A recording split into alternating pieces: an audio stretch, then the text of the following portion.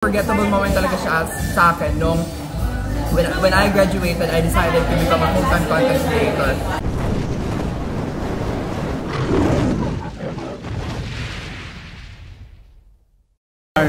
Good day. I'm Richard from Lionheart TV. Actually kanina, dami kong talaga nakinig ako dun sa sa presentation. For the longest time, actually nag-post ako dun sa group namin. Marami nag-aakala ikaw si Archie. Okay bro. Yeah. So anong marireact mo dun? I mean, noon po, nung magsisimula pa lang po ako, marami talaga nagko-comment sa mga videos ko na kamukha ko raw si Kuya Archie, magkapatid ko raw ba kami kasi almost the same din kami ng tagline. I mean, it's an honor and privilege, pero ayun po, nakausap ko na rin naman po si Kuya Archie about that. We even collab during the TikTok Awards 2022 kasi nagkita kami, magkasama kami noon. And then, ayun, nag-collab kami that time. And we clarified sa audience na magkaiba po kami, hindi po kami magkapatid. And we're just having fun during that time. And siguro masasabi ko lang sa mga audience ko na we have different or unique na approach sa pagtuturo sa mga audience, and yun yung nagsiset apart sa aming dalawa. I mean, mabilis naman sigurong ma-identify sa mga taglines, sa way namin ng pag-educate sa people, and siguro yun lang yung parang na-add na rin po yun or clarify din po yun years ago. And you've been vlogging for more than 5 years. Almost 5 years. Almost 5 years. So, may pwede ka ba ma-share na 5 moments sa vlogging career mo na hindi mo makakalimutan? Siguro po yung number 1 kasi I started way back February 2021, and then around less than 6 months I reached my first million. So yan po yung one of the greatest memories na na-encounter ko during my vlogging career, yung mabilis na pacing ng pag-increase ng engagement and followers ko on social media, most especially to TikTok. Kaya very na-amaze talaga ako sa algorithm and the way TikTok handles every contents ng mga social media content creator. Pangalawa naman po is after a year of my vlogging career, I was hailed as the TikTok Philippines Top Education Creator of 2022. So parang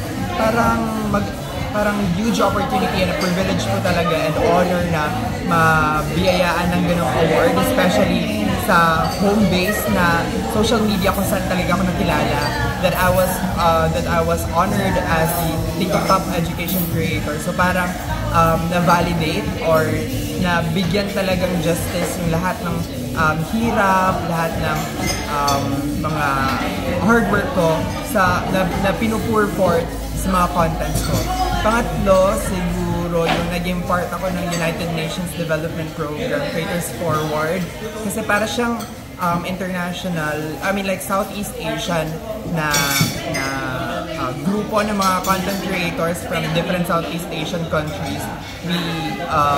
We came from different backgrounds and culture and also niche. Hindi lang siya educational. May iba na tech content creator, travel content creator, pero yung iba-iba yung advocacy na binibitbit namin na gusto naman i-empower during that event sa Thailand. So parang nadala ko yun as a torch para ma-aware ang people kasi I was an environmental ambassador during that event. So, and close talaga sa heart ko yung pagkakaroon ng platform to really raise awareness about environment and climate crisis. So, I think that's also one of the most unforgettable moments in my vlogging career. Fourth, nung online series ko, because I've been doing it almost 5 years, yung Let Me Explain Something online series ko, and maraming evolution ang nangyari sa videos ko from a simple record shoot sa TikTok and then post agad, walang special effects, walang edits and all, to a complex edit para mas maintindihan talaga ng mga people, and it was all paid off during the UP Gandingan Awards because my online series was recognized as the most development-oriented online series of 2025. So parang malaking karangalan talaga na even yung alma mater ko na UP ay na-recognize on how I really create contents to leave impact especially sa youth. And lastly, siguro yung isa sa mga forgettable moments ko ay pagiging full-time content creator. Kasi way back when I started, I was also a student. So parang part-time ko lang siya yung pagko-content ko. Even though I've been earning through it, ginawa ko siyang platform talaga or motivation during when I was studying na mas gagalingan ko pa. Kasi I'm really seeing myself in this path in a long run na mag-influence talaga ng people, magbahagi talaga ng information, and combat talaga yung false information na kumakalat ngayon sa social media. So parang unforgettable moment talaga siya sa akin nung when I graduated, I decided to become a full-time content creator. Kasi nagkaroon pa ako ng crisis nun when I graduated na kung magko-content lang ba ako or ipupursue ko ba yung degree ko. But then again, I just go back to my core, and my passion talaga is really teaching students, is really utilizing social media platform to raise awareness. Ano bang degree mo? Food Science and Technology ko. Pero hindi yun yung in-expect namin ano. Pero actually, may online series din po ako sa social media. Hindi lang siya ganun ka-relevant or mas madaming episodes compared sa mga usual contents ko. Yung It's Food to Know. So it's all about food science naman. At least meron kang nilalaan para sa line mo ng supposedly line ng work mo. And eto na lang, in this day and age of cancel culture, konting mali mo lang, pwedeng ma-amplify, pwedeng magawa ng story, pwede siyang, alam mo yun, mag-end ng career, especially ng isang content creator. How cautious are you in posting on social media? And nakaka-apekto ba to the way you parang with your collaborations with those people na kinakasama mo? Mayroon talagang huge effect yung especially yung personal beliefs, principles, and yung mga opinions mo with regards to certain issues like socio-political issues, na kapag nag-release ka ng statement, mabilis na lang ma-divide yung audience mo into different what you call this, parties. Parang napopolarize yung information.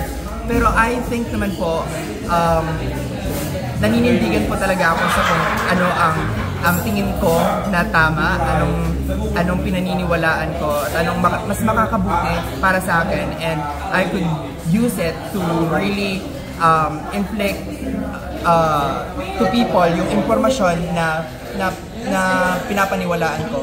One of the things siguro na na-learn ko being a cyber peace mentor sa Teach Peace, Build Peace movement, yung pag-a-approach ng bagay to converse peacefully. Kasi kahit man divided yung opinion natin to certain things, kailangan din receptive tayo sa information na ibibigay sa atin. Hindi yung may precognitive decision na tayo on certain issues, kasi it will really cause severe and drastic divide or polarization sa mga people. Kaya ako, as much as possible, yung pag-a-address ko talaga kapag mayroong mga relevant issues in terms of social-political or even in the scientific community, ang pagbabahagi ko talaga is mainly based on facts. Kasi nandyan naman yan, numbers don't lie, facts don't lie, and objectively yan ginawa, ni-research and pinact-check. Kaya I think it is the most reliable information that we really could get and we really could make as a basis sa mga principles na pinaniniwalaan natin sa buhay. Kasi yung cancel culture, parang mabilis na lang siya ini-impose ng mga tao kapag yung isang tao ay hindi naniniwala sa kung ano ang pinaniniwalaan ng isa. Nandun agad yung hate speech na binabato sa kanila, instead of educating that person peacefully or educating that person with facts. Isa rin sa natutuhan ko, ang patience ng pagkakaroon ng ng skill sa pag-converse sa people in a peaceful manner should end kapag yung tao ay hindi na receptive sa information. Kung may pre-cognitive decision na siya sa isang certain issue. Kasi kahit ano pang gagawin mo sa isang tao na yon, alam na niya kung ano yung gusto niyang paniwalaan kahit mag-present pa kayo ng facts dyan.